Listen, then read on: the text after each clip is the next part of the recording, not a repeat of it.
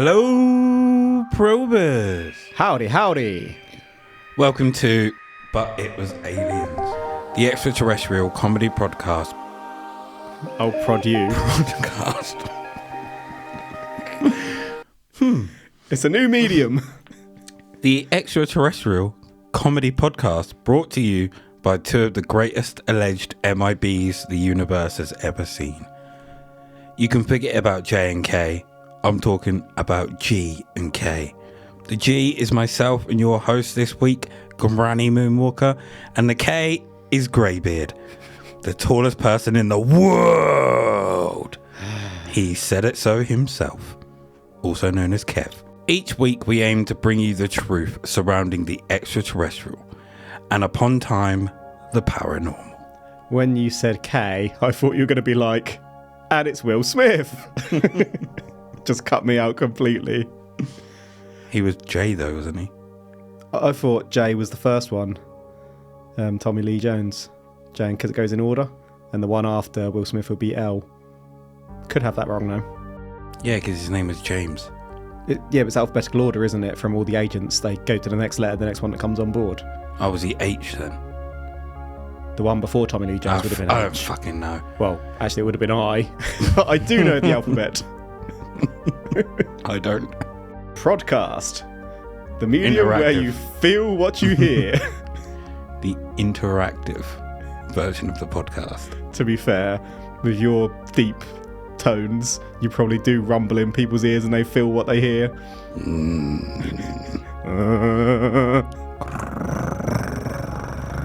It's being sat in the womb. The womb with Mr. Womb Walker. It's like I'm a womb walker now, am I? It's like sitting on the washing machine. This week, we are taking the 310 to Yuma. Yuma? It's April 2nd, 1978. So we know from the jump that this is real. Any case that takes place the day after April Fool's Day must be real.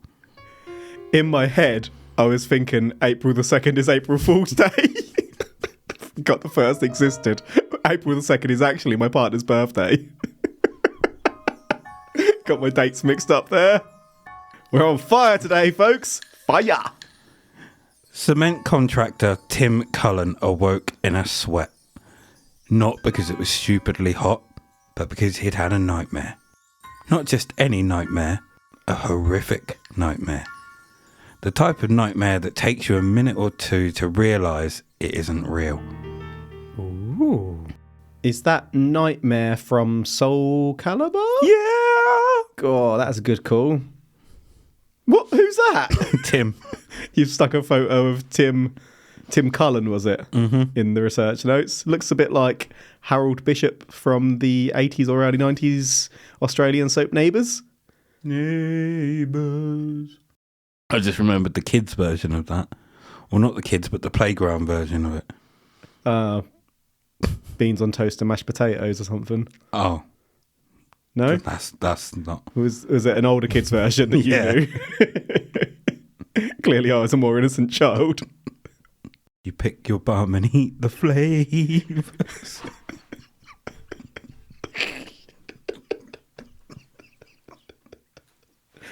Oh, we're grown-ups, honestly. Kids are grim.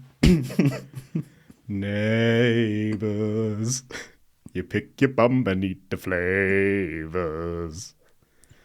Then you put it in your quavers. Let's get back to this nightmare, shall we? Please. Within this nightmare, Tim was involved in a car crash. A car crash so realistic to him that he could make out every detail of it. From the area around him, the sound of the broken glass and battered metal. The smell as he undoubtedly pissed himself. This was so real that he had another scare when he realised that he was in his own bed. And then elation at the realisation that he hadn't pissed his bed.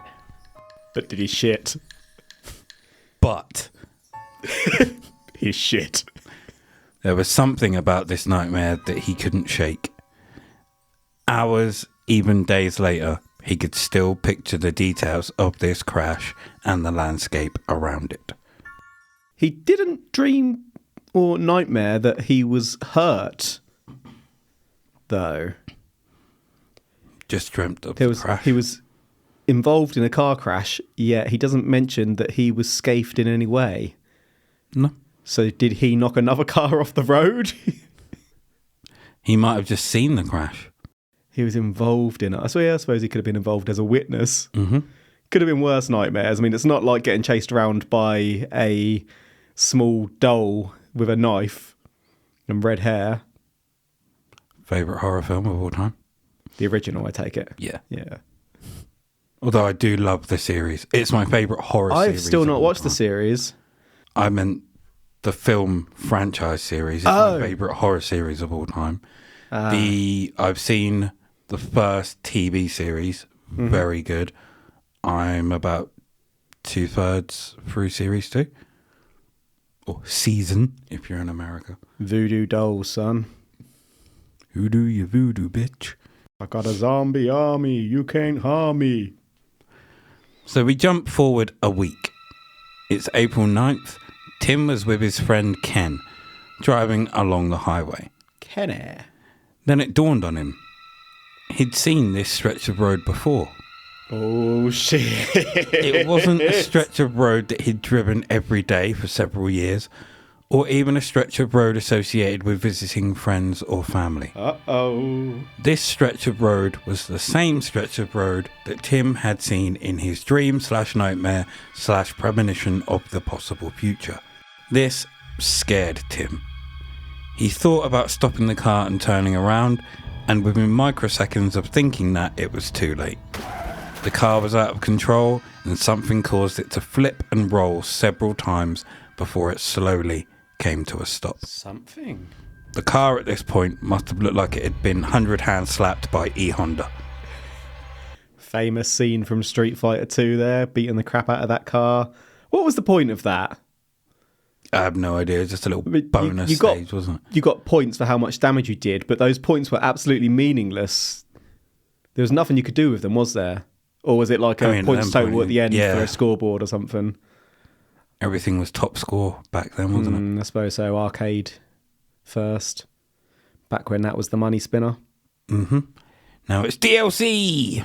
Mm-hmm. Microtransactions and cosmetics. Pricks. I want a pair of pants in my character. So he can look like me. Now Ken managed to escape unharmed. He then dragged Tim from the wreck. Tim had injured his neck and was unable to move. Ooh. Once he'd pulled him out, Ken tried waving down a vehicle to help. So it could be said that Tim and Ken pulled out together. What are you looking at me like that? How? Because they were involved in the pulling out action. How were they? Only one of them was. Yeah, but the other was the receiver of the pulling out. So he got pulled out. If that makes it any better. So in the dream, Tim wasn't injured, but in reality, Tim was injured. Did Tim dream from the perspective of Ken? Did Ken put that dream in Tim's head? Is Ken a mind ninja? That never came to my mind. Ooh. So you said something made them crash. I put it to you that it was Ken. Mind ninja. I don't know. But then I don't know the exact details of the crash. Because he injured his neck, there's a possibility that he didn't feel anything from that point. Yeah. And it could have been a sudden... Fair point. Yeah. Thing that injured his neck. Also, if he's injured his neck, he's probably taken quite a whack. Ergo, we may not be fully trusting of Tim's memory. He all the more so because Ken's been inside that biatch. And because he's unable to move, maybe that's the reason he was able to take in the surroundings of everything else. Like, he can move his eyes, but he can't move, like, his body or anything. So all the other senses are heightened. And he's super alert right now. Like Dulcim. We've had E Honda. We've had Ken. Where's Dalsim come into it? He's super alert and stretchy. But he can't move. Maybe Tim's neck is going to extend. It's Dalsim in that dive he does where he kind of just like a corpse roll. So a vehicle pulled over and they got Tim to the hospital. He was put under sedation as he had a fractured neck. Damn. Whilst under, Tim had another dream/nightmare/premonition of the possible future. Switch it off, Tim. This time, Tim was with his wife and a strange light was hovering over the car. Both would get out and look on in astonishment. We jump to May 30th and Tim heads back to the hospital for a checkup on his neck. This trip went without a hitch and he left. As they drove home, they found themselves on a long stretch of highway. It was around 11 p.m. that night as they were still on the highway and Tim had that feeling again. Uh-oh. That same feeling he had when he was involved in that horrific car crash. That he'd been there. This time, Tim was looking around for the light.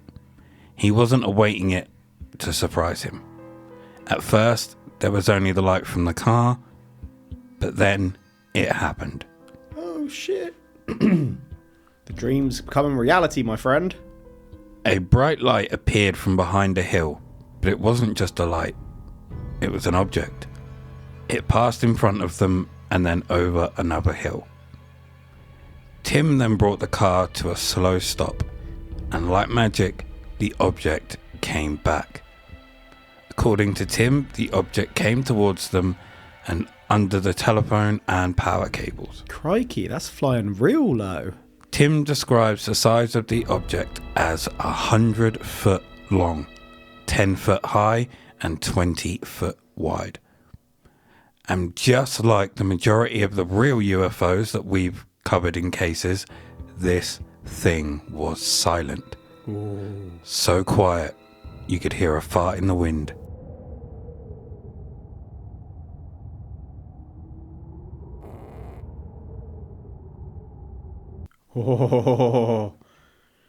Oh, thank you for that. You're welcome. That's completely thrown the thought I was formulating there. Did it go like a fart in the wind? No, it's come back to me like a fart coming into the wind. I'm downstream. Oh, it's gone again. No, wait, there it is. Tim. Is Tim psychic? Is he being mind ninjaed by Ken, as I suggested earlier? Uh-oh. Or is Tim having images implanted in his head? If it was aliens... What? Did they break the neck themselves intentionally? They've caused a crash potentially is the insinuation here, and he's ended up in hospital with a fractured neck. Could they have healed the neck, or do they not know how? Or did they want to snap the neck? Or was it Ken? It's very possible, but... So what you're saying is they broke his neck, allowed it to heal, and now they're coming to check the results as it's going home? Yeah. I mean, I don't see the point, but let's go with it. Why do they do anything that they do? That's true. We cannot comprehend. You have a point I cannot argue. I like how you've put in your notes... Craft fart. Just for you. Thank you, as if I couldn't remember. At the back of the object, which I think it's completely safe to say now is a UFO, there were two lights. One was yellow and the other red. All right.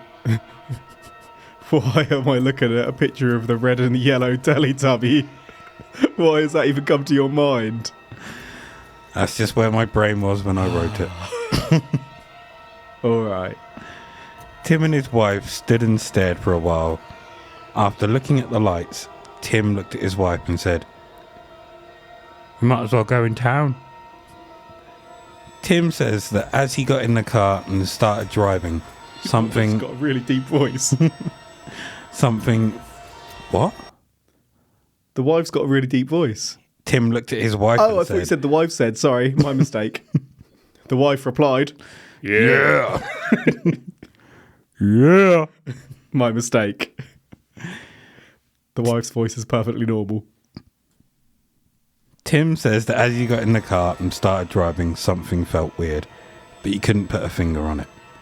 He says that he remembers coming back to Yuma, but he didn't look at the clock. Later, he found out that his wife, unfortunately, suffered missing time. At the time, they didn't think too much about it. Did he not suffer missing time? Who knows? Well, I'm hoping that he does. He was with the wife. How can she be missing time but not him? He didn't look at the clock. She did.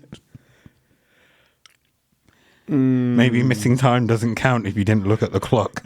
He's How come do you out know of you this. were missing it? He's come out of this with a sore bottom, and he knows, but he just ain't admitting it. He's like, she lost time. I didn't lose time. No siree. I was looking at the clock. Walking with a limp. Clenched. Bow-legged. I always walk like this. We're going to put our slippers on now and Tim slip 2 years into the future. It's 1980 and Tim finds himself back on the same stretch of road and finds himself again in front of an identical UFO. At this point, you've just got to stop using that piece of road, Tim. We then Tim slip 14 years in the future and Tim is driving with his wife and 3 daughters. They get to around 40 miles south of Yuma when the whole family witnessed something special. Ooh, more witnesses. Can I get a witness? Here, have 4. A UFO hovers right in front of them, in the middle of the road. This craft was slightly different from the previous craft. This one was smaller and dimly lit with different coloured lights. God damn. Tim stops the car and the family watch for around 10 minutes. The craft then leaves, leaving the family in complete awe. Still, these events appear to Tim as random encounters. More happened on that last one. We now take another trip through the Tim slip to 1998. And Tim is at work, just doing work things, when he has an accident and smashes his thumb with a hammer. Thinking it could be broken, he goes to see a doctor. He's a clever boy. I mean, it's not rocket science. I mean, I didn't. My finger's still fucked. Should have gone to the hospital. You still can. But it's time out of my day. I'm a working man. I got a job to do. You came here after having a nap. Yeah, but that's like a 20-30 minute nap. Going to the hospital is like A 5 7 minute to 8 drive. fucking hours. It would be 5 minutes, but you go in and they're like, yeah, you can just wait there. And then like your whole day's gone. And they forget you're there. Gunshot wound, knife in your neck, sword in your back. Mm-hmm. Go take a seat. We'll be with you in a minute. Someone walks in with a slightly twisted toe. Come right through, it's an emergency. Get the wheelchair out. Sit down quickly. We need a doctor. Is there a doctor in the house? All the doctors come rushing to the front of the A&E. 18 doctors there for one toe. And they've all got like sandwiches. They've just put their lunch down. Some of them forget they've got their crosswords in their hands. God damn, it's a clinical emergency. Well, this was a clinical emergency. At the Yuma clinic, Tim sees Dr. Mark Hubner. The doc orders an x-ray and is shocked when the x-ray comes back. Both Tim and the doc are dumbfounded when they look at the x-ray. Doc Hubner shows him that there's a piece of metal in his arm. Oh. Tim hasn't had any surgeries before, so how did this piece of metal get there? Ooh, we've got x-rays. We do. And even a size. So is this... We've got a tape measure of sorts measuring the size of the object. We do. Does that mean it was taken out, or is that measured against an x-ray? It was taken out. Oh, so we've got physical evidence, son. This is a very rare occurrence on this podcast. I am suddenly very intrigued. I take it we're going to cover what this little kidney bean actually is. In the pictures, obviously it's showing up in an x-ray, that's pretty self-explanatory. But in the second picture, it looks like a little kidney bean with 2 little probes, possibly 3, coming out of it. Intriguing. I said, as you were partway through the last section, when the whole family saw it and then it just went on its merry way, more happened there. I think they lost time again, and the craft took them and shoved this thing in Tim. All of them lost time, or everyone but Tim? All of them. Tim might claim that he didn't, but he absolutely did. Are we sure that it was in his arm? It's in his... Well, it was in him. He's doctored the x-ray to make it look like his arm. I was going to ask what he does for work. Then you said he hammered his thumb. Cement contractor. Okay. Is it possible that he hammered something in his arm by accident? I mean... Just thinking to the alternative? That's a possibility. I don't know what the hell that will... Because it doesn't look like a nail, so I don't know what it could be, but at the moment it's a kidney bean. And I don't know why anyone would insert one of those in their arm. He said it was in his arm. Oh, you did. Everything subsequently hit Tim all at once. The dreams / nightmares / premonitions of the possible future of crashes, the lost time, the UFO visits. Was this all connected to what was in his arm? Tim was convinced that he now knew exactly what happened to him, and what this was: an alien implant. Hell yeah, it was. Implanted in him from that very first encounter in 1978, when he must have been slabbed. He goes on to say that in that time in 1978, that it was revealed to him that there are other intelligent life forms amongst us in the universe. Well, no shit. Tim also says that it was proven to him that God is always with us. Questionable. Tim was desperate for answers at this point because he couldn't remember being taken. He couldn't remember being slabbed, and he couldn't remember them probing him deep. So he did what any other normal person would do. But he said it all came running back to him. He reached out to the UFO community, and they did not fail him. They never fail. They got him in touch with Dr. Roger Lear. God damn it, I was hoping for someone else. Doc Roger was an expert in alien implants, so he knew what it was. So he knew what he was dealing with. So Tim headed out to California to Doc Roger. God, I wish it was Dr. Leo. This was Doc Roger's 9th implant removal.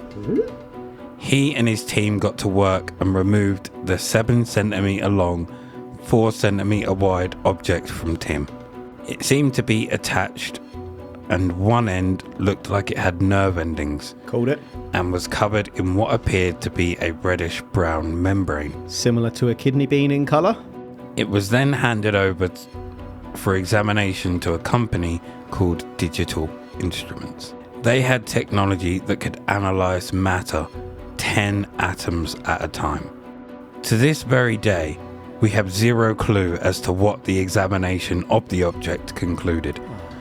And since the incident, Tim has become a champion of the implanted, helping others out there that have been slabbed and tickled by these alien menaces. Oh, Tim was definitely tickled.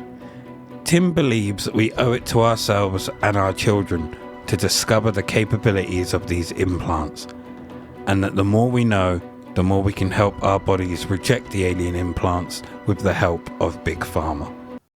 The more people we can find with implants, the more we can break the stigma and help the truth come out. You're starting to make me think that you've got an implant.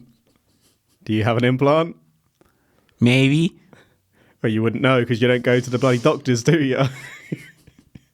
Maybe I'm scared to find out the truth. An implant fires out of your eye and shakes its head, then goes back in.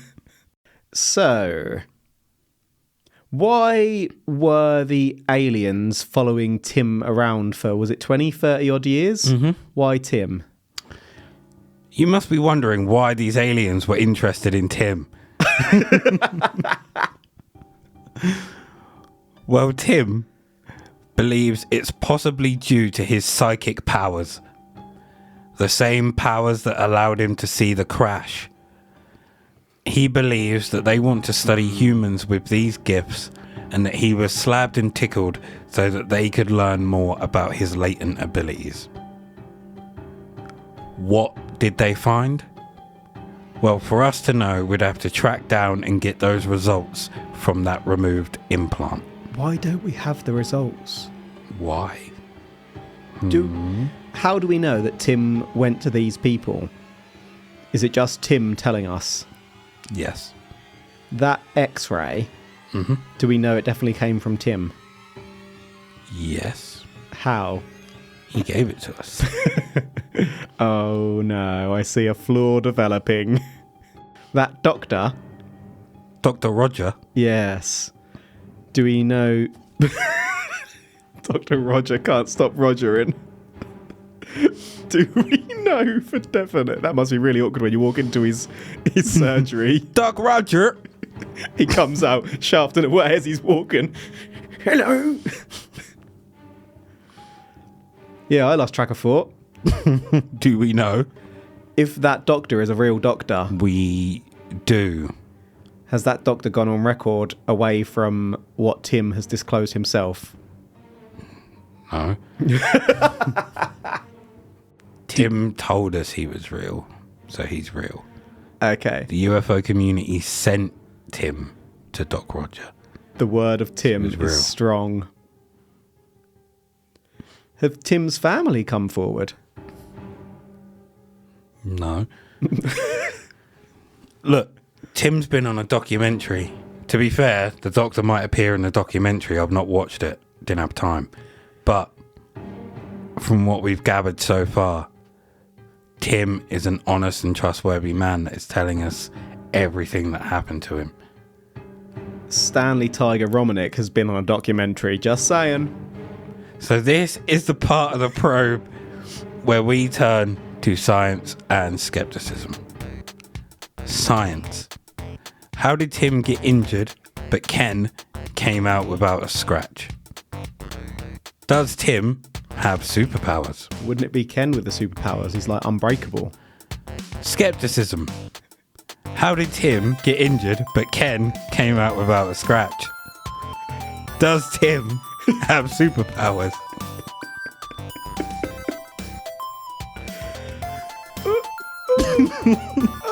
Confused. Ken is the one we should be looking at here, not Tim, really.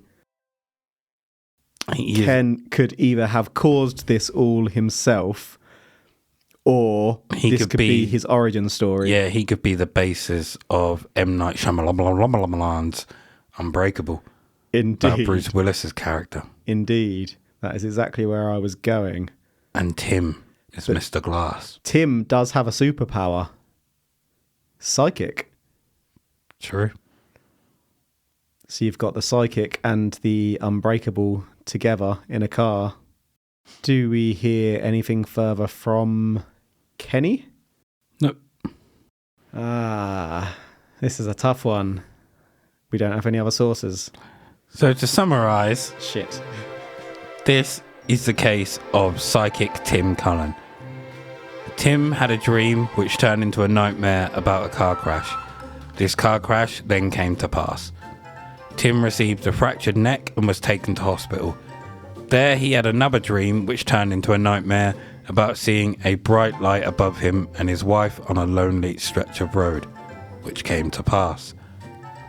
There were other strange incidents in Tim's life, but none as strange as when he hit his thumb with a hammer. This led to an X-ray, which led to discovering an alien implant. Tim wanted more answers, so reached out to the greatest crew out there, the UFO community, who guided him to Dr. Roger, who had seen this kind of stuff before. Doc Roger performed on Tim and removed the object from his body. It was sent off for testing and the results have never come back. Tim is now a champion of the implanted and believes that he was targeted due to his psychic powers. Greybeard, you're used to tall tales. Oh, you wanker. Do you believe that this is one of them? Or is Tim being hunted and researched by extraterrestrials due to his latent abilities? Well, it's not the latter. I have one more question. Go ahead. Does Tim have any comment on the results never coming back? Because it seems like Tim should be the kind of guy to push. Not from the research that I had. He's not questioned it. That is... But he does want help from others out there that have been implanted and Big Pharma to get the truth from help in what he way? was implanted with. Talk me through how they can help him. So he wants them to study the implants But he's already had it studied. And then what can they study? Probably create some sort of vaccine to the implant so that our bodies would reject any future implant. Tim strikes me as an anti-vaxxer, I'm just saying. He wants to implant us to stop us getting implanted. I don't know what to say to that. Oh, Timmy. My gosh. There's so many holes. Doc Roger, where's Doc Roger at? Has Ken got anything to say? Why isn't Tim pushing for the results? All this and more on... These should have been questions at the start of the episode. Do you want me to conclude? Yes, please. You sure? Yes. I'm not saying that it was aliens, but I am saying that... That Tim is psychic? Tim has superpowers. No. I'm saying that Tim is full of shite, is what I'm saying. Unless you can show me... I can't believe that someone would be so sort of driven in the UFO lore, so to speak, and the UFO community, and not really push for those results in some way, shape or form. How has that just been accepted that they've not come back? Surely... Depends what answer he was given at the time. Because they could have just shut him up by saying that it's so advanced that we can't break its technology. No. Well, that would appease him. No, it wouldn't. Well, surely he'd ask for the thing back. Would appease him to a point where he wants to get others involved to help break the code, whereas they just saw it as a piece of metal and threw it in the bin. Where my mind struggles is that I can't accept that someone active in the UFO community and wanting the truth, so to speak, would just leave a dead end there. That just doesn't ring true to me, amongst all the other things. That bit makes me suspicious. The psychicness, nah, it's fine. The superpowers, the Invincible Ken, fine. Him not following up a lead, bullshit! Yeah, absolutely. It's that sort of strange logic in sort of the hardcore UFO community that can be quite alarming at times. Oh, I thought you had something else to say. No. Afraid not.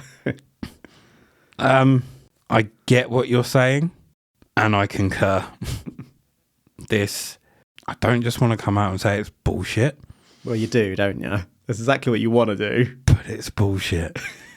This is the sort of case where they're going to, like, the community will champion this guy as an experiencer and an advocate for the truth, yet he's just left the truth sitting there and is not reaching for it, and that's what annoys me. I kind of don't know if he's making it up. Yeah, I think he is, personally.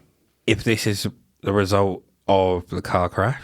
No, see, if he was pushing for like the results, if he'd requested the chip back, had more evidence to corroborate his story, etc., then I might believe that he believes at the very least.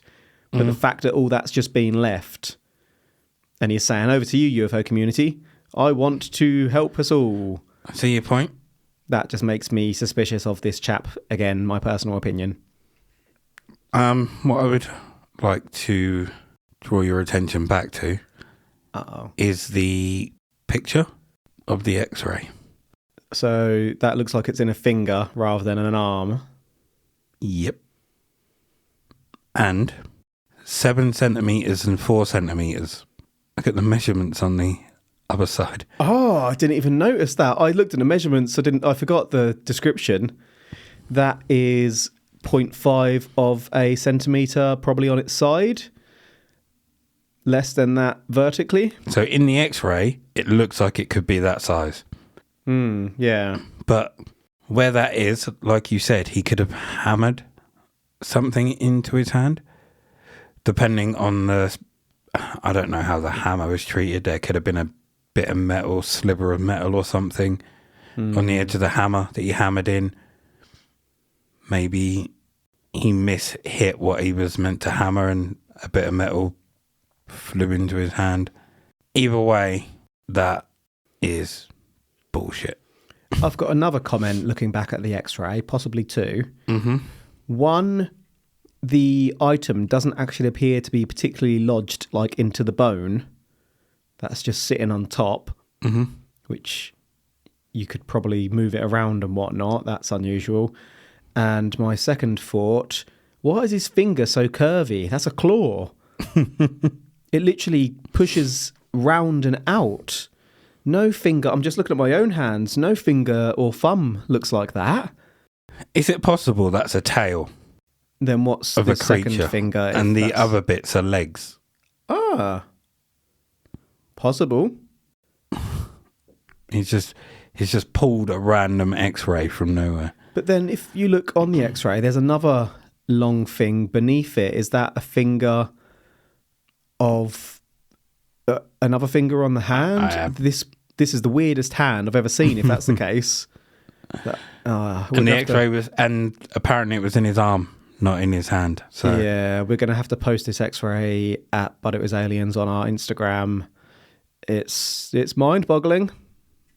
Yeah. So thank you for joining us for this week's probe. Bye. You can find us on our socials at But It Was Aliens. That's Instagram, Facebook, and Twitter, which is now ridiculously known as X. We have a Facebook group called Extraterrestrial Towers, where the greatest people on Earth hang out. And you can also get bonus episodes known as side probes at patreon.com/But It Was Aliens, where we get a little bit obsessive about Rasputin's dick and much, much more. Kev more so than me. Yeah, sorry. I was just going to say, I've said before about maybe releasing that episode to the wider public as a bonus episode one day. I think it was recorded on our first setup. On the very first mics we had, the shitty mic stands we had, the cheap mixer, no soundproofing, etc., etc. Be interesting to hear what it sounds like today. Would be. Sound like dick. Rasputin's dick, specifically. So, if any of you out there have psychic abilities, get in touch. We would love to hear more and maybe point you in the direction of some very interested space pirates. I mean, scientists. As always, I have been Moonwalker, and he is the tallest guy in the room. It's true. Remember, the truth is up there. And I can reach it because I'm massive. #.